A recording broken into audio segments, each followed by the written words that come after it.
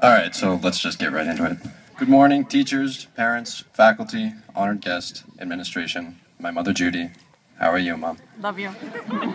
And of course, the class of 15, or 2015, or however, either way it doesn't really roll off the tongue very well, so lucky for you, I've thought up some alternatives, some names that just flow a little better.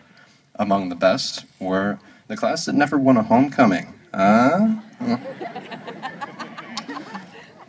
Don't worry, Miss Neeler, since you are our math aficionado, I thought up class of 10 plus 5 for you. Or we could just be the class of Michael Bloomer's 7th grade SAT score.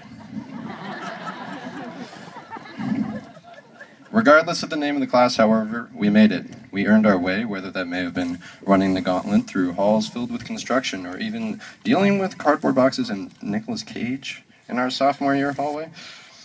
I would be remiss, however, if I didn't recognize one particular person who is the main reason I am standing here today. With the utmost confidence, Dad, I can say that without you, I wouldn't be where I am now, and I certainly wouldn't be the man I am today. And for that, I can never thank you enough.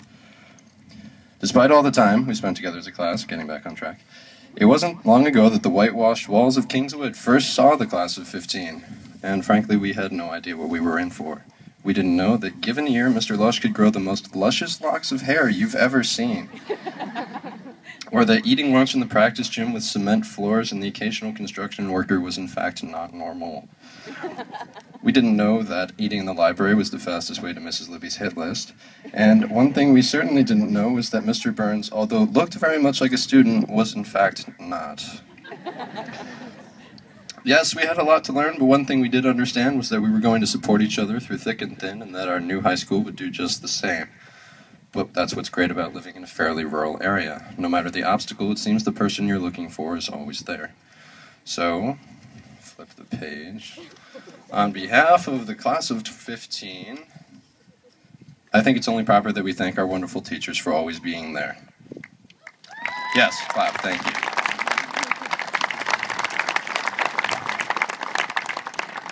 By the way, a rousing hurrah after each of these would be helpful. Custodians, no matter the mess or even unexpected senior pranks, you were always there. Sorry for last night the other way. Sorry for the other day, by the way, I think is what I meant to say. Okay. Mrs. Muir, thank you for always sharing your love of literature, but more importantly, gossiping with us about the rampant PDA in the English hallway. My friends, unless of course there's a dispute of, say, $5 or so, thank you for always being there. Katie's Kitchen, thank you for your endless service. I honestly can't stress this enough. In general, Kingswood, thank you for always being there. It's funny, I'm standing here thanking everyone as if we'll never see them again, but these people aren't going anywhere. You'll always hear Miss O'Karma before you see her due to her wide assortment of heels. Mr. Lush will always greet you with a warm howdy as you enter the room. Hux is always going to make good subs. Bailey's will always have the best ice cream. And even Toppers and their overpriced frozen yogurt may very well be there. See, Wolfbro isn't going anywhere, and although some of us have been spending the majority of our time trying to get out of this town, get out of school, and possibly get to graduation as fast as we can, myself included, there's something about all of this ending that's brought us closer together, especially in the closing moments. But this isn't goodbye. Give it a couple years and you'll be back. And most likely you'll be sitting next to your congressman or even dictator-type lawyer Michael Bloomer. Graphic designer Jake Durand, artist Carly Sedler, author Melly Moore. I mean, just picture windmills, solar panels strewn across the nation, courtesy of our civil engineer Brian DeShays. New houses, designed, maybe even built by architect Derek Johnson. Students working diligently on Mrs. Tyranny's next big art project. I mean, come to think of it, I'm excited because, like I said before, this isn't goodbye. Frankly, it's see you in 2 to 10 years when we're all smarter, wealthier, funnier, and better looking. No, but honestly, I may not be the best person to meet up here. I'm not as dynamic. No, sorry, I'm not as funny as the dynamic duo of the Great Crafts, and I'm not as deceptively handsome as Matt Etter. But since I found myself up here, I thought I'd share some advice that's given me that extra push in times of trouble. And here it is. You can't use a rope to push a car uphill. You can't, I've tried.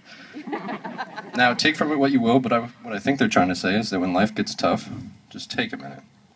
Pause. Untie the rope, walk around the damn car, and pull, class of 2015, pull through adversity. Or at least try.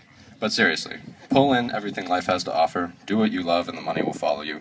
Pull yourself through every open door, refuse to have missed opportunities, and when life knocks you down, pull yourself right back up, class of 15. Thanks. Let's tear it up at the reunion.